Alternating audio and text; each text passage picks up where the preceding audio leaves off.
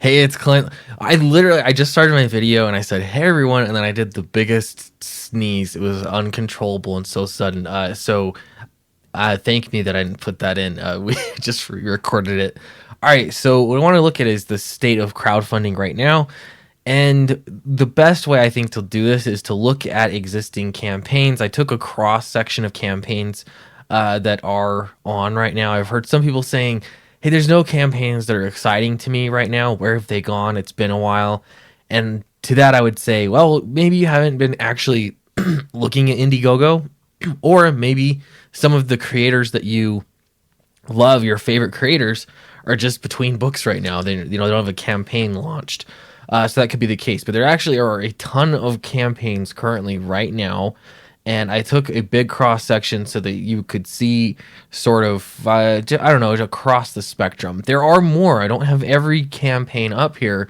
There are some stellar campaigns that are making a ton of money. Wraith of God is one. The She Omnibus is still on there. These are campaigns that are in demand, and they're raising hundreds of thousands of dollars, doing very, very, very well. So those campaigns are out there, but they've been out there. So what I'm looking at are some campaigns that are a little bit newer, and we're going to get into that. But first, Clint Stoker's Dracula. This will be a unique experience through, of Dracula that you've not read before. I can promise you that. It's my unique perspective on this. I had a lot of fun writing this, and it is very much a psychological horror, but it is not like super over the top with gore and violence. That's just not really my thing. But so I leaned into some horror elements, and it was really fun to write. We're still working on it now. I'm not going to launch this until it's finished, but there's good reason to back it or to get onto the sign up page, because that Kelsey Shannon trading card is only going to be available to those who are backing the first day. So check that out. Excuse me. I think I'm getting a little cold again. All right, so Tiger Blue. This is a campaign by Retrographic Books, LLC. Maybe you recognize the name Matt Fowler. I know he watches my videos, sometimes comments, shows up on live streams. He's around. He's a creator that flies under the radar quite a bit, and he actually does some really spectacular work. I think his writing is exceptional. I've read a few of his books, and they're always good. He always gets fantastic artists with them. But this is an example of somebody that has been making books, doesn't have I don't think he has a YouTube channel at all, but he doesn't have a big YouTube channel if he does. And 200 backers, 205 backers, $11,000 raised, and there's 10 days left. I suspect this number will go up, but this is really, if you're looking at comic books as a whole, raising $11,000 in a couple weeks, that's significant. That is a important campaign. It's a big deal. And I hope this raises more, because this is one that I'm going to be involved with to a different extent. That's all I'm going to say, but I do have a vested interest in this campaign doing well. I want it to do well. Anyway, so we're looking at that, but that's $11,000 still running. Nosferatu by Narwhal. This book just launched yesterday, 2 days ago when you're watching this. It's doing very well, $22,000. I think it's only been live for 24 hours-ish, something like that. And Black and White Vampires. I realized that there hasn't been another vampire renaissance, but it is kind of fun to see these horror vampire books coming out. Obviously, I have one too, Black and White, which is always fun to see. Sometimes books just need to be black and white anyway. So that's one doing very well. This is a creator with no YouTube channel. No. He has a YouTube channel. It's small, but I think the emphasis for Narwhal is creating his books, and so that's where he spends his time, creating books, doing very, very well. Terror in the Trenches is another one. This is Von Klaus. Your boy, he's almost at $40,000. This is outstanding. Again, creator, this is only his second crowdfunding campaign, and when I say it like that, it seems like he hasn't been around for a while, but everybody, it seems, knows who Von Klaus is, because he gets around on live streams. He's on Twitter a lot, and again, his focus is making books and he did such a good job on Monster MD that it's doing very well. Almost $40,000. One more here, creator. We're kind of shifting a little bit into a different category. This just launched today. I suspect by the time you watch this video, this number should be up a bit higher because this is the first day of the launch.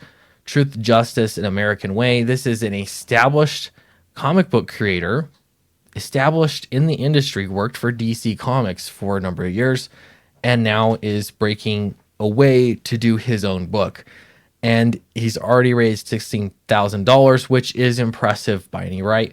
Yeah, in its own right, by any metric, it's doing well. So interesting to see established pros. Moving into an entirely different category here. This is interesting to me. Brandon Sanderson's White Sand graphic novel. I read the first volume of this a few years ago. I've had a friend that was pretty into Brandon Sanderson. He lives here in Utah, actually. So don't think I have any hope of being the highest Utah-based publisher, because this is at $368,000. This is insane. 4,000 backers for this book, Brandon Sanderson's White Sand graphic novel. That is impressive. So pretty cool, but he's not somebody that you're seeing around. Not only that, he's not really a comic book creator. He's a novelist. He's a writer that writes novels, but it looks like he's teamed up with Dynamite Comics to bring this one out. And it is a hardcover fancy edition here. Let's see, early bird hardcover, $65. It's some form of omnibus. It's pretty big. So, yeah, you could also get the paperback, but thick book, pretty impressive number. Not pretty. This is extremely impressive numbers, especially for somebody not in comics. This is impressive numbers for Dynamite. If you're going to say, hey, but Dynamite Comics has launched a ton of campaigns on Indiegogo, and they've raised a lot of money over the course of 58 campaigns.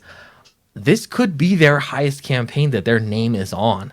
I'm not sure. I'd have to look through every single one of their campaigns, but this is extremely impressive. So again, is crowdfunding suffering right now? I don't think so, from any angle. All right, here's another one. This is Ben Templesmith. You may have heard of him. This is actually, I thought it would do a little bit better. Maybe because he launched it on Indiegogo versus Kickstarter. He's done a number of Kickstarter campaigns. This is his first and only on Indiegogo. Maybe he has the same campaign on Kickstarter. I have to check. In any case, this is an original graphic novel from a creator, a professional that has worked in the industry for a number of years, that's well known for crowdfunding. And again, here on Indiegogo for the first time, putting up some good numbers. Like, really. The other thing, though, is when you look at some of these other creators, they're crushing Ben Templesmith. It's kind of crazy when you look at it, these smaller creators. Anyway, next one is 2 new Grimm Fairy Tales adult coloring books. What? This isn't a comic book series. No, it's not, but it's the Grimm Fairy Tales. Is this, this is related, right? Yeah. From Zenescope, right. So it's the Grimm Fairy Tales. Yeah, it's a coloring book, but it's still them expanding their IP into Indiegogo. Not people, Zenescope's not somebody that you're looking at following on YouTube, but still on Indiegogo and doing well so far. They still have 17 days left. So I think, to me, anything that hits $20,000 is a successful campaign. Like, it's done well, depending on what you want to raise, but what you need to raise. $10,000 is pretty significant, but I think $20,000 is when a campaign is doing well enough that they make the numbers work and they justify continuing to work on the platform. Here's one. I have no idea who Ash J is. The campaign art just looked pretty cool to me at face value. Look at that. This almost looks like just really good animation, perhaps. Really impressive artwork. Never heard of the book, never heard of the creator, but it's being posted here on Indiegogo. And if I scroll up, so far only 3,800 raised. Still 27 days left to go on the campaign. I don't know. It seems like this should be doing better than it is, but I suspect part of the reason is that they don't actually have much of an audience for it. From any other perspective, it just looks like it should be doing well. Though it does look very cinematic. This does not look like a traditional comic book. And it does say comic book. Yeah. Talon Seed of Darkness is a comic book series. All right. Anyway, the point of this video is that there are a lot of comic books on Indiegogo right now, and what I think that we're seeing in the market is some sort of stabilization. You're going to probably not see as many campaigns that are going to shock you and put up numbers that are truly shocking. You're going to see still the same thing. You've got a few campaigns that are going to do so well, hitting those six-figure numbers. But those are going to be the exception to the rule. Most campaigns, I think you've got that middle tier. They're going to be raising anywhere between 20,000 to probably 60,000, and that is going to be a pretty strong center. I think there are some contenders in here that are absolutely like, you'd say, is this mid-tier tear in the trenches? I mean, he's got almost $40,000 raised already. It would not surprise me at all one bit if this hit six figures, which is super impressive. Again, Nosferatu here absolutely could hit in that range, but I think even if it hit to the $60,000 to $80,000, those are wildly successful books. They're doing very, very well, so long as they have their numbers in the back end figured out. Should you be concerned about crowdfunding? No. It's not a bad route to go at all if you want to get some good books. But I do think as far as creators are concerned, there's going to be a push for getting books faster and,